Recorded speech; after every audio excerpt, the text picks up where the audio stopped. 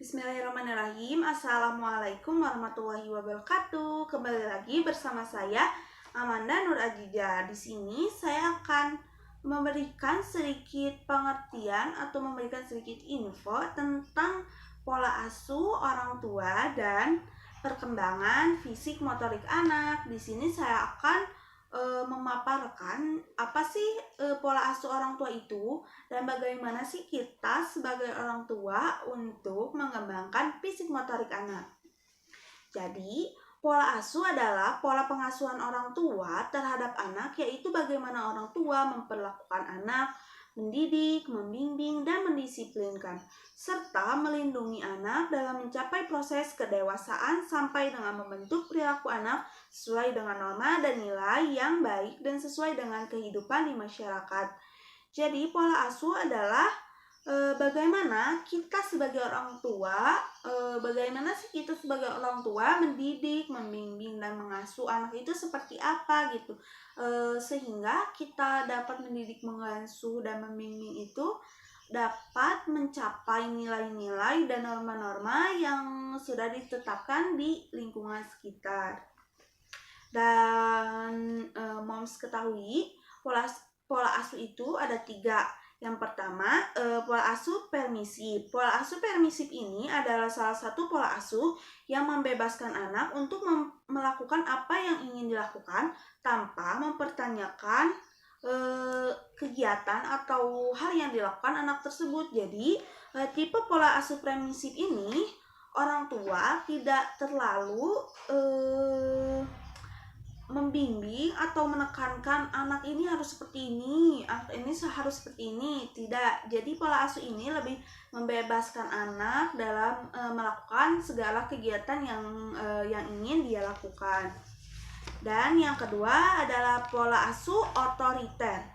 Pola asuh otoriter ini yaitu orang tua menerapkan aturan dan batasan yang mutlak harus ditaati tanpa memberi kesempatan pada anak untuk berpendapat dan menerapkan hukuman. Jadi pola asuh otoriter ini orang tua menetapkan suatu ketetapan atau aturan dalam suatu bimbingan. Jadi si anak itu anak itu wajib untuk taat. Anak itu wajib untuk taat pada aturan tersebut. Kalau tidak, pola asuh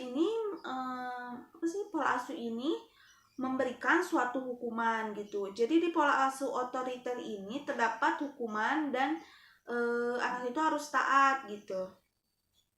Dan yang ketiga, pola asuh demokratis. Pola asuh demokratis yaitu menanamkan disiplin kepada anak dan menghargai kebebasan yang tidak mutlak dengan bimbingan yang penuh pengertian antara anak dan orang tua.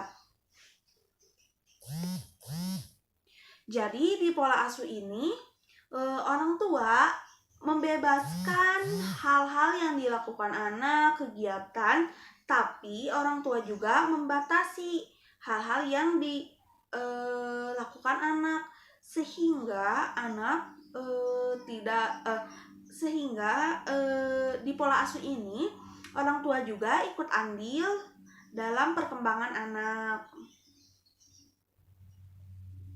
Jadi orang tua lebih menghargai pendapat anak gitu. Berbeda dengan tadi yang sudah disebutkan, pola asuh otoriter ini orang tua tidak menerima pendapat anak. Jadi seperti itu. Itulah tipe-tipe pola asuh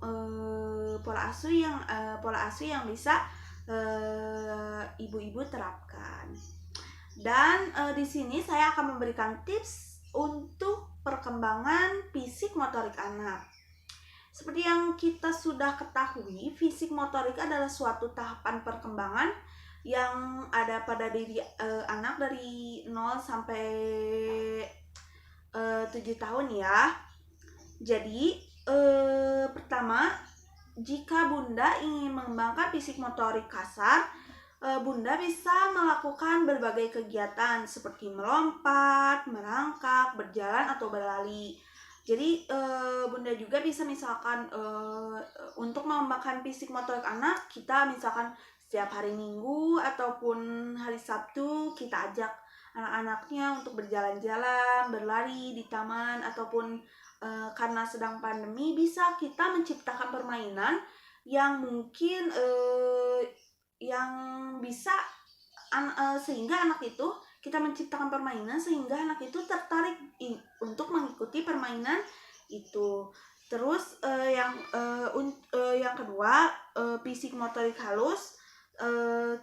Bunda-bunda bisa kembangkan dengan cara melukis, menggambar, mewarnai, menyusun puzzle, ataupun misalkan bunda melakukan kegiatan yang membuat anak-anak tertarik seperti melukis dengan sayuran seperti wortel ataupun sayur bayam. Kan itu juga merupakan perkembangan fisik motorik anak.